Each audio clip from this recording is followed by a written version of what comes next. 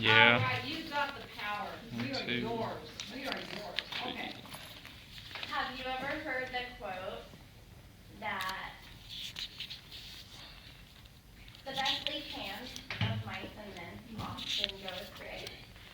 That basically means that even though you planned for things to go right, you need to be able to expect the unexpected. Because sometimes things don't go the way you planned.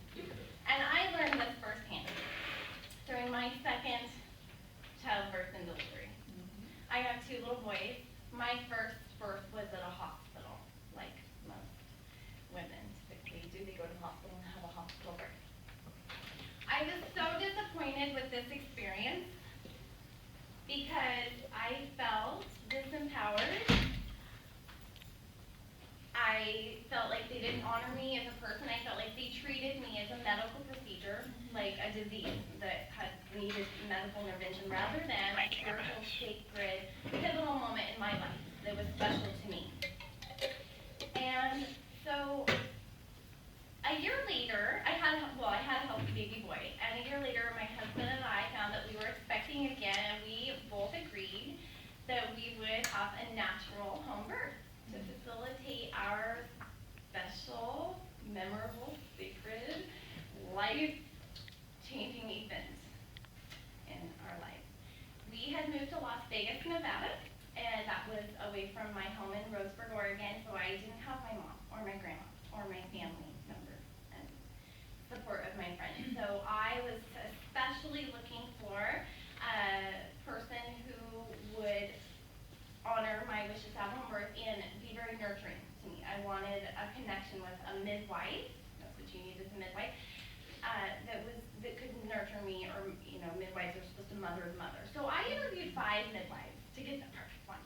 And I met Jill, and I felt an instant connection with her, and I hired her, and I spent 9 months planning my perfect home delivery with Jill. Oftentimes when I would go to her house for prenatal appointments, it would turn into lunches and swimming in her pool in the backyard and getting to know her family, and her husband would come home and my husband would show up, and then the guys would hang out, and she had grandchildren that would play with my 1-year-old. And so it felt exactly right on. At some point during my pregnancy, she asked me to write up a birthing plan because she was concerned with the things I were disappointed in from my first experience at the hospital. So I wrote a 2-page paper in detail describing exactly what I had expected. And we both knew that things don't always go, you don't never know when you're going into labor, and you don't know exactly what kind of mood you're going to be or the pain level. But to the best of our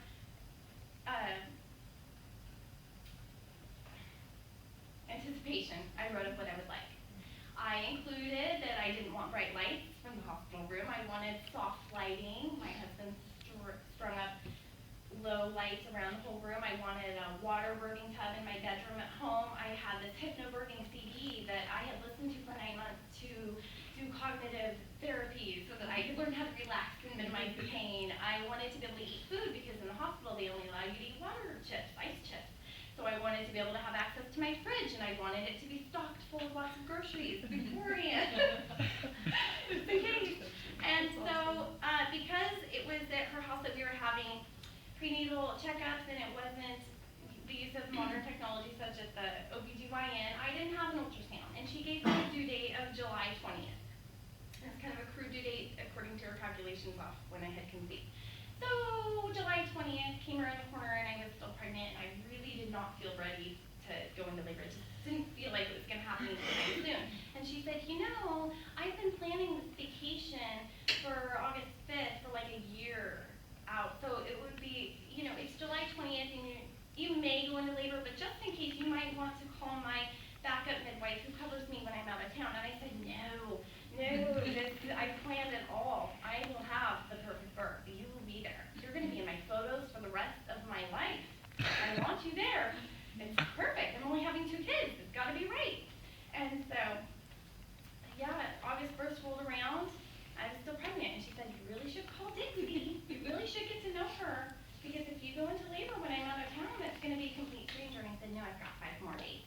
I'm fine. I don't need to meet Dixie. He'll be here. I'm going into labor tomorrow.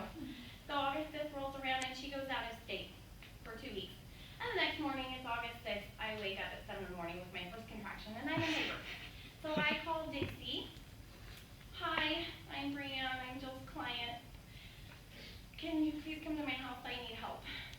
over. I'm Dixie, nice to meet you.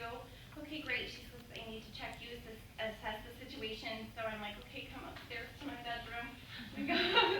And to complete stranger, she says, oh, you're fine. You've got a few hours. I have to go. My actual client is in labor also, and it's 35 miles across town. So I'm like, you're leaving me? So she leaves. I'm alone with my husband, my little 1-year-old, and long story short, 8 hours later, I deliver with a complete stranger, and it all worked out because I chose to ignore all the details of the things that weren't going right, and I realized that I had it in me to do this myself. And so, even though the best laid plans of my